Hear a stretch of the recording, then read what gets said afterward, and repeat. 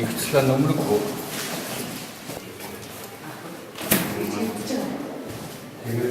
Энэ баг эмчнэрийн өрөө юм уу те?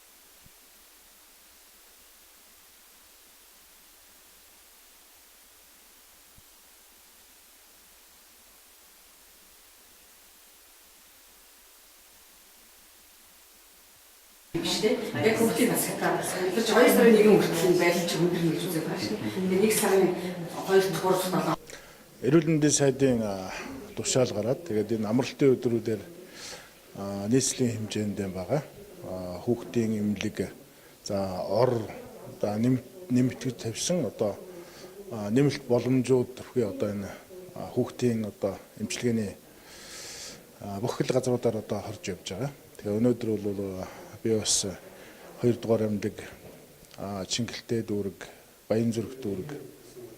За мөн манай нөгөө ажлын хэсгийн маань бас 2 ажлын хэсэг хуваагдаж гарсан. Энэ Баянгол дүүрэг, Хангул дүүрэг, Сонгоны хархын дүүргээр орж ажиллаж байгаа.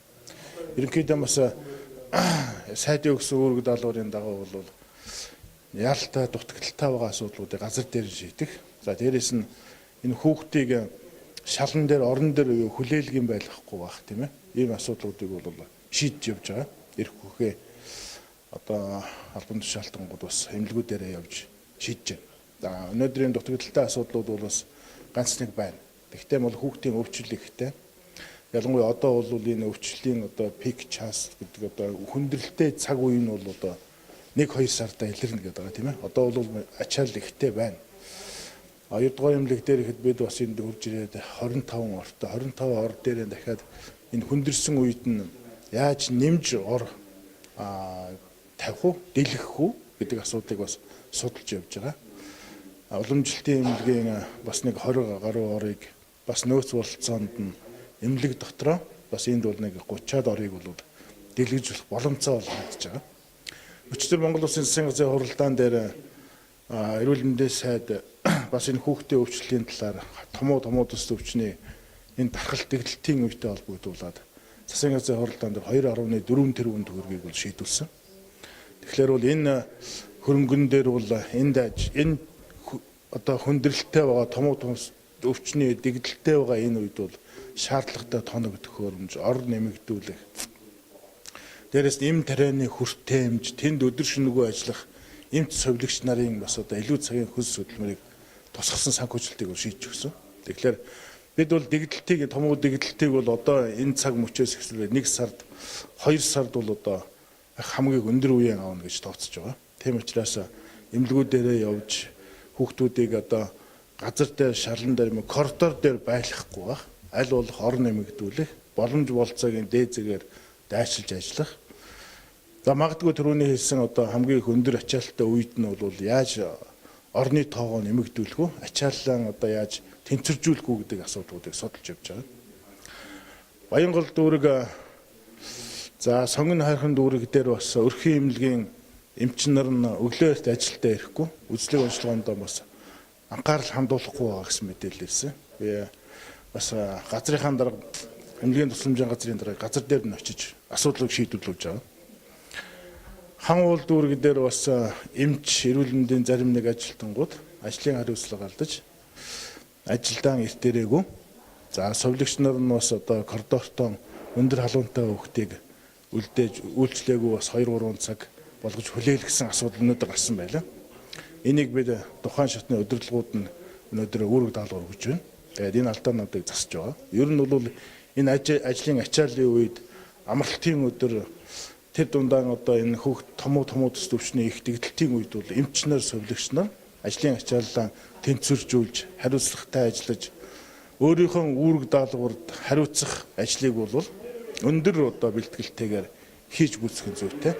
Энэ тал дээр бид эрүүл мэндийн байгууллагын удирдлагуудад бас анхаарал өгсөн байгаа. Өчтөр эрүүл мэндийн дэд сайд тэлэг хурал хийж бүх орон нутагт яртан энэ өөрчлөлийн талаар томуу төс төвчнийг өрчин сэргийлэх, хамгаалах, одоо удирдлага зохион байгуулалтыг сайжруулах тал дээр үүрэг өгсөн.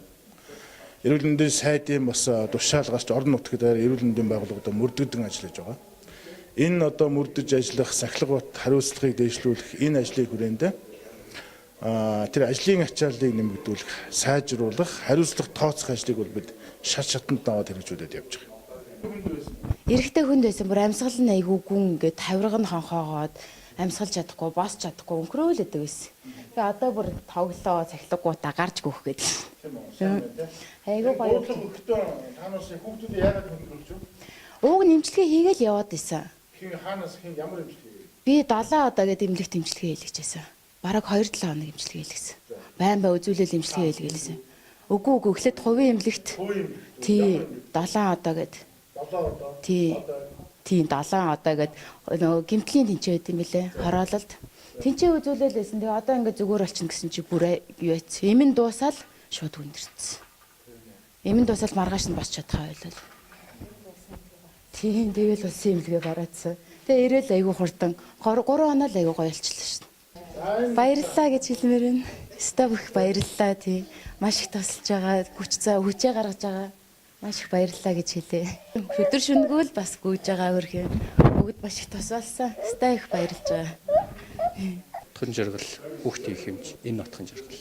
Тэгээ эцэг эхчүүд болохоор энэ өвчлөлт яг эмнэлгийн ажилчид эмчнэртэй энэ хүмүүсийг одоо энийг буруутгаж их ирж ийн л да. Яг хамгийн их шалтгааллах юм бол аав ээж өөрсдөөс нь шалтгаалж байгаа.